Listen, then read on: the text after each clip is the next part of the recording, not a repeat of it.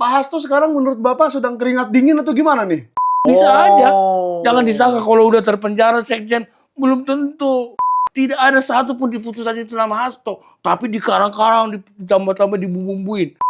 Itu tuh nggak boleh. Itu melecehkan, menginjak-injak martabat pengadilan. Jadi bukan pra-peradilan lagi. Pra-kecurangan.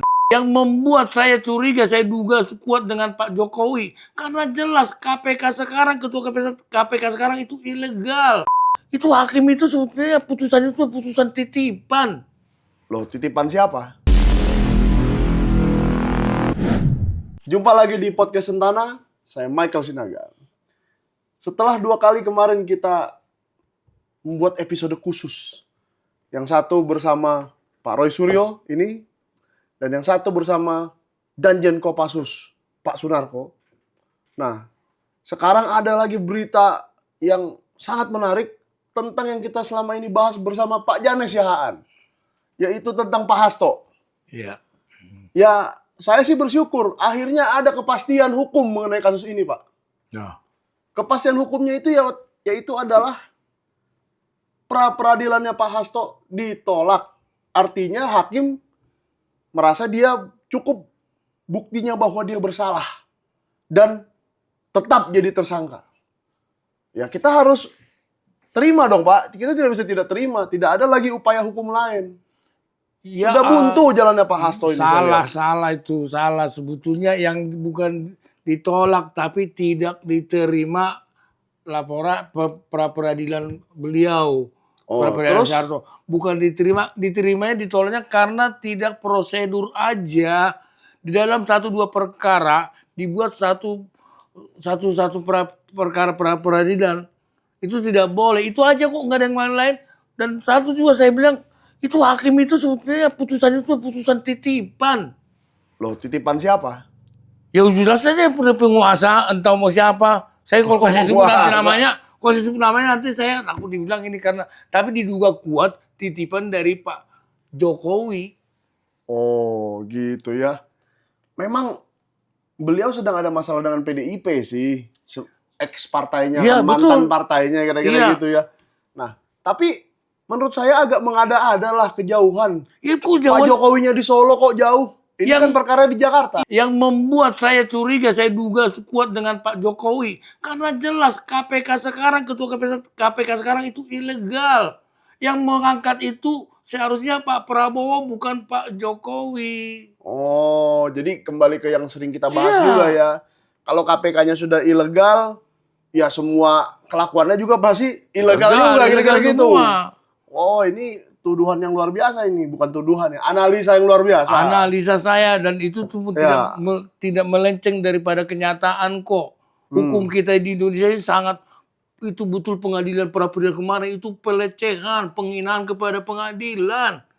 Kenapa pengadilan? Itu saksi-saksi daripada pemohon, saksi-saksi dari Hasto, saksi ahli banyak loh. Diterangkan bahwa begini butuh tidak dapat jadi tersangka. Dan karena putusan pengadilan pertama sudah inkrah, tidak ada satupun di putusan itu nama Hasto, tapi dikarang-karang, ditambah-tambah, dibumbuin.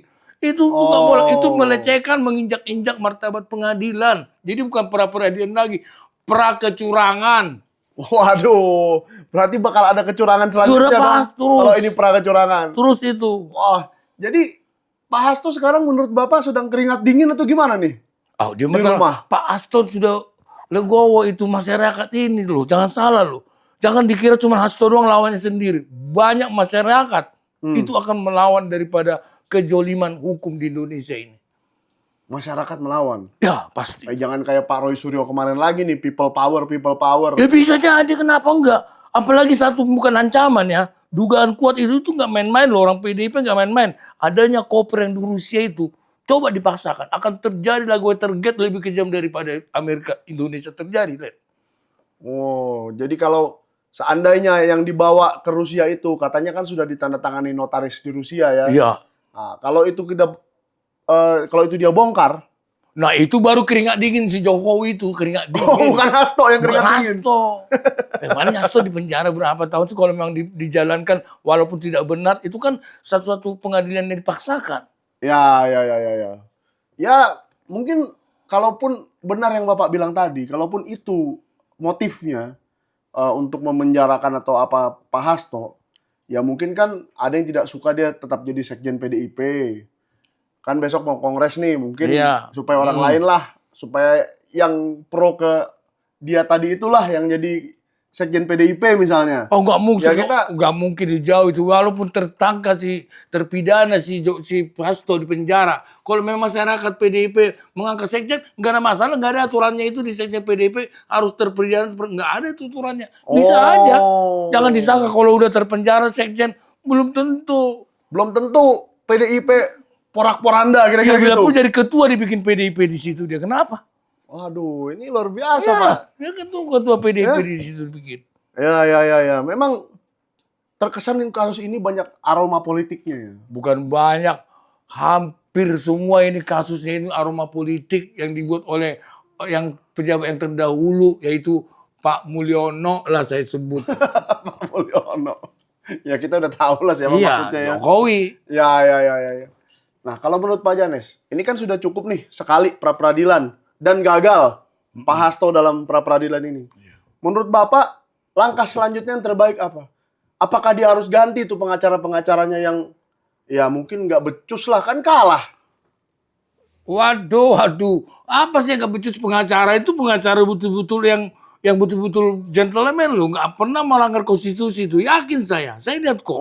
Jadi kalau ini ya Jadi pengacaranya udah bagus. bagus, makanya Oke. kalau bisa kita mau juga masyarakat memohon daftarkan pengadilan pra peradilan kedua. Itu kan itu hak dan sesuai dengan penolakan karena salah prosedur diatur diperbaiki prosedurnya. Dua Oh, kasus. bisa dua kali lagi, bisa sekali lagi. Sampai berapa kali sebelum tersangka masuk pengadilan di sidang itu masih ada waktu untuk Sebelum pra-peradilan. P21. P21 ke pengadilan. Oh, jadi kan sekarang Pak Hasto belum sampai P21. Belum sampai ke Jadi pengadilan. masih bisa nih. Masih. Diperbaiki sekali lagi Masih. dan pra-peradilan. 2 kali, 10 kali pun bisa sebelum masuk ke meja sidang. Masih bisa. Oh, Itu namanya pra-peradilan. Nah, itu guys. Mungkin pengacara-pengacaranya atau Pak Hasto sendiri juga nonton ini dan mengambil saran Pak Janes tadi ya. Bukan memang orang itu sarjana tahu kok semua tahu. mereka pasti tahu lah ya. Tahu Iya, itu, iya, tahu iya. itu. Ya gitu, mungkin Pak Hasto jangan berkecil hati lah. Nggak usah berkecil hati dan nggak usah keringat dingin. Karena masih ada kesempatan. Ya kan? Belum tentu. Iya. Ini belum tentu ini jalan Masih buntu. bisa. Pra-peradilan kembali lagi. Pra-peradilan didaftarkan lagi dengan catatan merubah prosedur yang dianggap salah oleh hakim. Yang hakim titipan itu. Tapi kalau hakimnya titipan lagi, Ya, titipan lagi. Makin masyarakat makin tahu di mana kecurangan itu, makin tahu. Oh, nggak apa-apa, jadi ya santai-santai aja ya. Santai aja, masyarakat oke tahu. guys. Nah katanya Pak Janes santai-santai aja. Menurut kamu gimana nih? Coba di komen. Kira-kira kasusnya Pak Hasto ini masih ada nggak sih titik terangnya? Atau memang sudah jalan buntu aja? Karena memang yang dilawan terlalu kuat. Nah coba di komen ya. Dan jangan lupa di like, di subscribe, dan sampai ketemu di episode berikutnya. Thank you.